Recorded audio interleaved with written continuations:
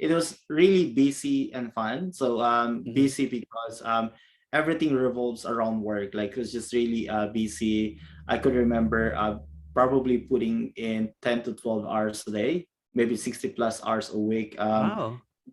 All work.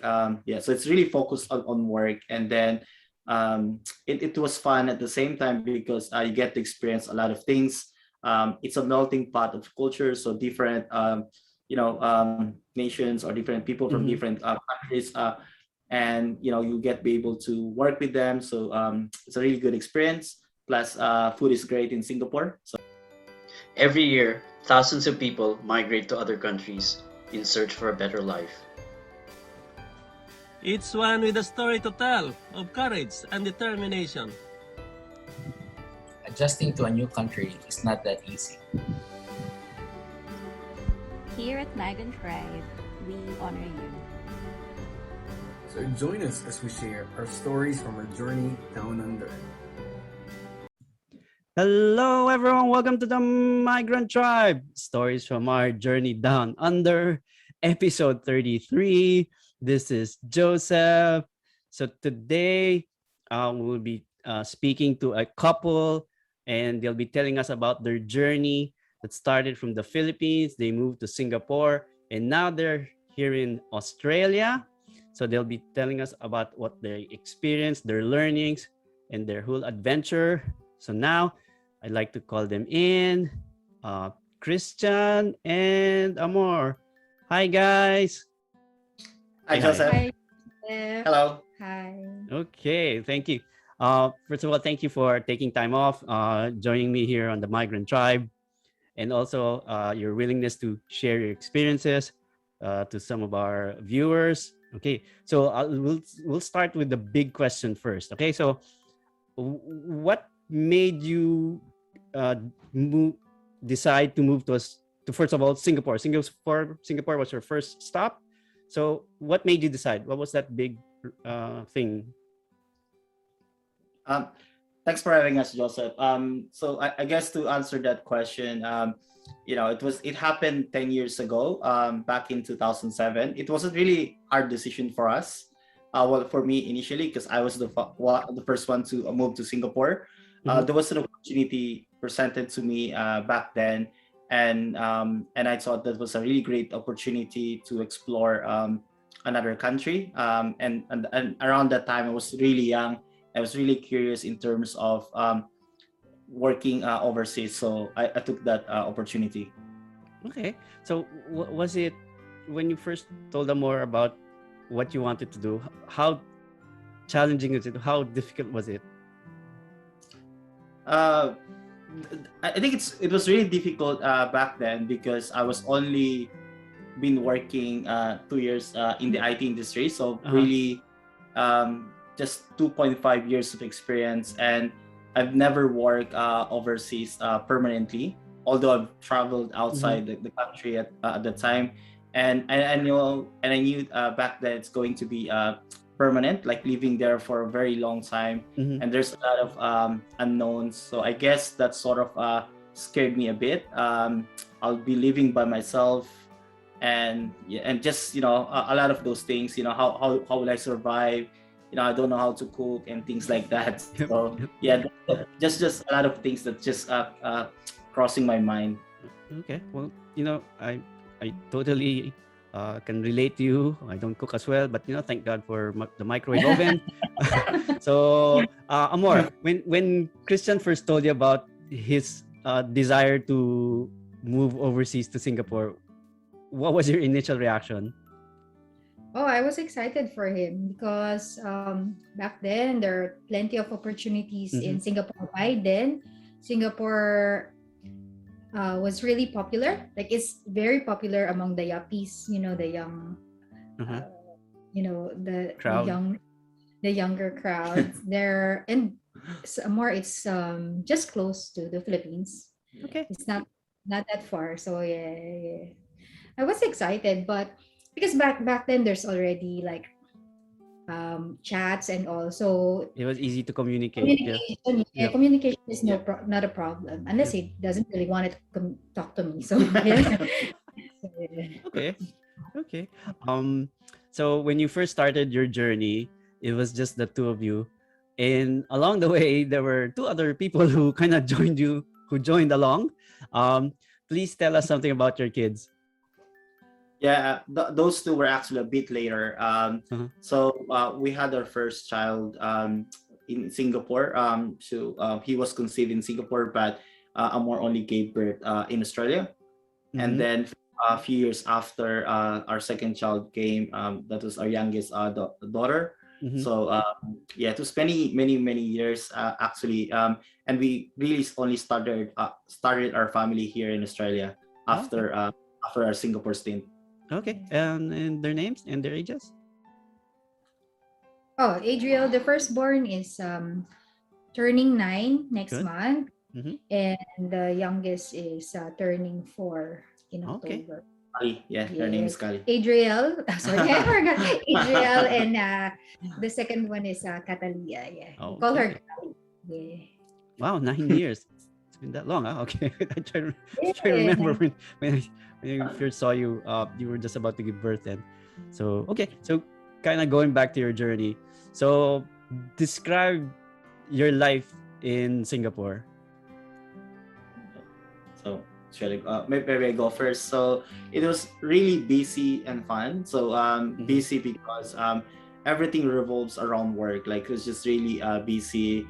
I could remember probably putting in 10 to 12 hours a day, maybe 60 plus hours a week. Wow. All work. Yeah, so it's really focused on work, and then it was fun at the same time because you get to experience a lot of things. It's a melting pot of cultures, so different nations or different people from Mhm. different countries, and you get to be able to work with them. So it's a really good experience. Plus food is great in Singapore, so you Yep. could Yep. try all those different cuisines. Mhm. And obviously there's a lot of opportunities for you to move around places. There's lots of nice Asian countries Mhm. around Singapore. Okay. So, um, you first went to Singapore on your own, Christian, Yep. and then Amor followed. Is that how it worked, After or a, after a year. After after a a year. year? Okay, Yeah. Yeah. and then eventually you were both together. Well, we were So not married by then, so I was single. I moved in first, and then I Mhm. invited her to come in a year after. Okay, okay, Yeah. okay. Um, so did you were you able to work there, Amor, in Singapore? Yeah. I worked there for how long? 4 4 years. years. For 4 years. 4 years. Oh, Yeah. okay, okay. I had two companies there. Yeah. Oh, okay, okay. That's good. So in Singapore, you're describing it that you had very long hours of work. So did the employer kind of expect that you'd actually work that long, that you'd work more than what normally you should be working, or was that something that they expected from you? Yeah, I think it's a culture thing, right? So Right. they actually expect you to be there no earlier than 5 p.m. or at least until after your manager or supervisor left the office. So yeah. Okay. Okay. And did you also end up working on weekends? I did for several times on my first job in Singapore. It was really stressful. Uh-huh. There was a couple of weekends they actually had to stay or work from home at that time, Mm-hmm. especially during deadlines. So we really have to spend a lot of time, Mm-hmm. and then several instances where I did spend about been working until 4 a.m. Oh, wow. Wow. Okay. Yeah. I had until 2 a.m. So I Wow. So even that's 6 kind of a.m. yeah, Oh, kind of because normal. Mhm. that time, because mine is customer service, but then they're Uh-huh. trying to move me to payroll. Mm-hmm. So it's a good thing for me. But then, you know, different, different, yeah, as he said, it's cultural thing. Mm-hmm. And different bosses, different Styles, values, yeah. Mm-hmm. style of work. So, Mm-hmm. so yeah. But that's only once, and I never repeated. I did not repeat that Okay. thing. So yeah. Okay. So what do you guys do for fun? Let's say on the weekends. Do you go Oh, on trips, shopping. driving, Even go in to Singapore, Malaysia or something? Oh Singapore, yeah. so Amor likes going to karaoke. So we actually go to Malaysia in Johor Bahru to go to one of those karaoke. So Oh, it's just a bus ride. yep. Oh, You know? okay. Bus ride, like how many minutes? It's very quick. I've Oh, Very read. minutes. quick, It's not even hours. No, you just have Well, to. from the station, if you would like to cross the border, it's only a minute bus ride. But from our place to the border, probably 40 minutes. Yeah. Yeah. It's Oh, very okay. quick. In Yeah, and then it's cheaper. You Mhm. just cross for after maybe just an hour or so. Yep. Then food will be Yeah. cheaper there. Everything is cheaper. We like Then- buffet. Yeah. Yeah, buffet, and then what we do for fun? Karaoke. Yeah, shopping, karaoke, and Yep. then Filipino gatherings. Yeah, we made a few Friends. Group, some yep. friends. Yeah. and I think most of you will be probably professional in the professional field. Okay. Yeah.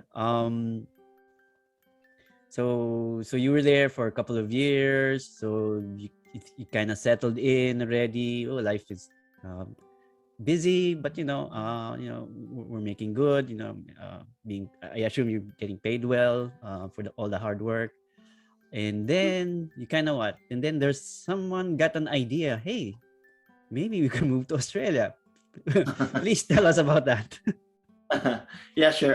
It was a really long story, but the short story is that I was sent to New Zealand back in 2005 in my first work, and basically loved the place. And something I've thought is that maybe this is a place I want to sort of work and live in permanently.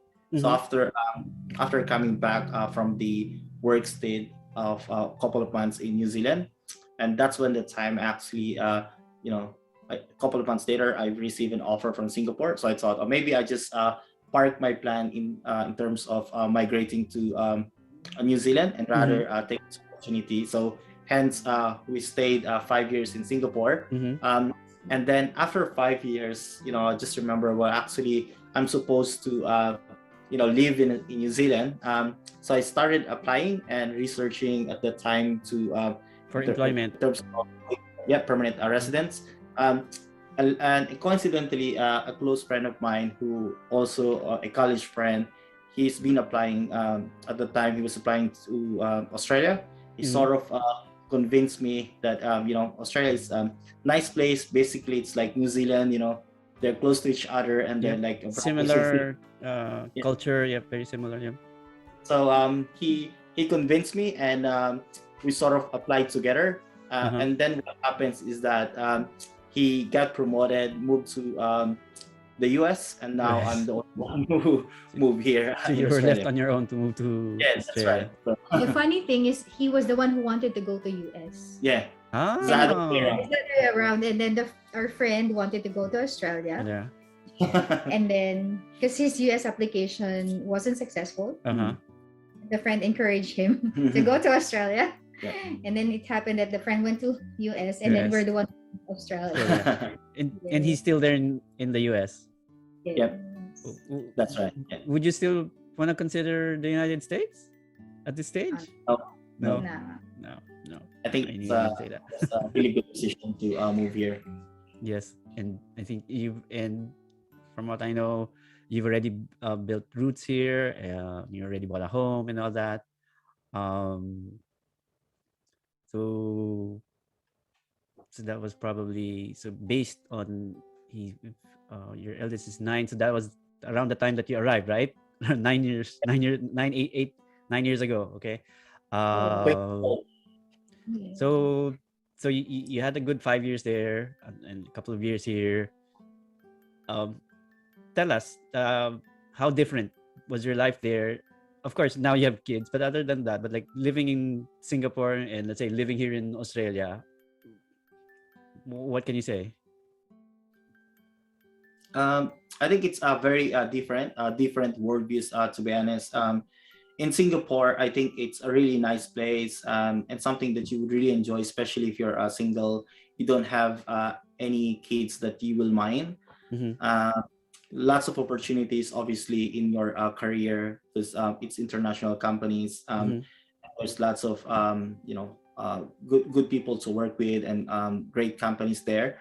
But then again, long term, if you want to start a family, I would say Australia is still the best place to live in permanently. Mm-hmm. It's that the culture, the environment's really conducive for especially for us young families. Mm-hmm. So I think there's a big difference there. But I'm not saying it's probably the same for everyone because I think it's the lifestyle, right? So those two worlds have completely opposite lifestyles. I think here there's more around work-life balance, right? So no one Right. would Right. actually sort of force you to stay longer. They'll actually want you to be productive and live as early as you can, right? Anyway, today we're just working from home anyway. Right. Because of the current pandemic situation. You have anything to add to that, Amor? Like the difference between Singapore and Australia? Oh, Singapore and Australia. The thing I miss about Singapore is the public transport there is very efficient, Okay. and everything can be. You can travel around like just doing just riding the bus or The the bus, yep, train and the train, yep. because of because of it's a big country, Australia. So Mhm. you really have to learn how to drive Right. to get Right. yeah. And other than that, the food, of course, although a lot Australia also offers a variety of dishes, Mhm. but in Singapore, it's like it's readily available. Like Yes. when you go to a certain place, you can choose from either Chinese, Uh-huh. Malaysian, Uh-huh. and all, and it's very accessible and it's not that as expensive. Right. Right. And then Like, what are you else? talking like the hawker food, the hawker culture? Yeah, I've been definitely. watching a lot of those hawker videos lately. Yes. Yeah, They're very And intriguing. Yeah. yeah, what yeah. else? Food is great. I think Food, that's yeah. one thing that I really miss You in miss Singapore. Yeah. in Singapore. Okay. Yeah. Okay. And in terms of career, you're pretty much still in the same IT field here in Oh, Australia, right? Yeah, that's right. So IT in Singapore, and then basically I just continue whatever I'm doing here Mhm. in Australia. So, so did it help? Did your employment in Singapore help you find a good job here in Australia? Was it a big factor that some companies were able to hire you? Absolutely, I think it really helps, especially that obviously Singapore, like in terms of standards, very much like in Yep. first world countries, Yep. like Correct. developed Yep. countries. So they really value your experience in Singapore. Mhm. And if you notice here in Australia, they really looking after experience in terms of working for multinational companies. Yes. And in Singapore, there's a lot of that as well. Mhm. And then another good thing there is that they're looking whether you've actually worked in culturally diverse environment. So Mhm. check, but also happening in Singapore. Yep. Just the I think the credibility because obviously Singapore is quite well known with its standards and the quality of professionals there. So I think overall that really helps. Good. Good. Yes. Yes. I do know a lot of professionals move from after spending a couple of years in Singapore would actually eventually migrate to the different cities here in Australia. Yeah. Okay. So let's say if you were speaking to a couple the same age, let's say 12 years ago when you first started, or so, what would be a good advice to them if they're considering of migrating to either Singapore or to Australia, or from Singapore to Australia, kind of thing? What advice can you give? to a young couple? Yep. I think obviously different people, different couple will have different situations in life. I wouldn't actually say that if it works well for us, that it might also works for them. Mhm.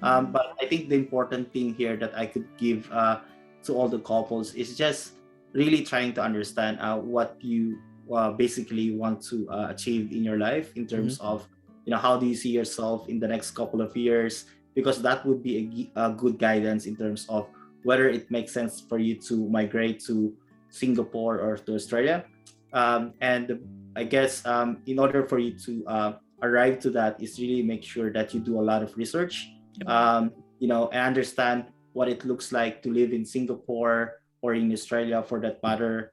And really, and that you would be able to go to different websites or ask people who live in those countries and be able to ask those questions, because they would tell you um, honestly in terms of what are the goods and bads of living in Singapore, and from there make some conclusions whether it's actually for you or not. And then the other thing maybe is I would strongly advise to visit the country first before making the big decision, because obviously if you're going to live permanently in one country, it really makes sense to be there for a couple of weeks, have a feel, meet the people, and because until you actually visit the place, then you wouldn't have a sense whether that's for you. Yep. Right? So, and it's a big decisions, right? So there's a lot of effort, time, and money involved. So I think it's worthwhile to visit the place first before making that jump. Correct. Did you ever need to hire a migration agent, or you did everything yourselves? We did everything ourselves. I like doing a lot of research, and So you So, you filed the application and all that by yourself yeah, without time the consuming. iba. Correct, yeah. Good. Okay, so that's been great. Thank you, Christian and Amor, for sharing your experiences. Any parting words from either of you guys? Um, I just wish good luck to everyone who's thinking about making a move. If you're based in the Philippines, I wish you all the best in making that decision. So as I said, do a lot of research, because that's a big decision that you're making in your life, not for yourself but for your family or future family. So make sure you consult with your wife or husband. Okay. Well, I guess that's enough for today. Thank you again, Christian and Amor, for the time, and to all our viewers. Thank you for watching the Migrant Tribe. Please like and subscribe to our channel, and see you next week. Bye. Thank you. Thank you.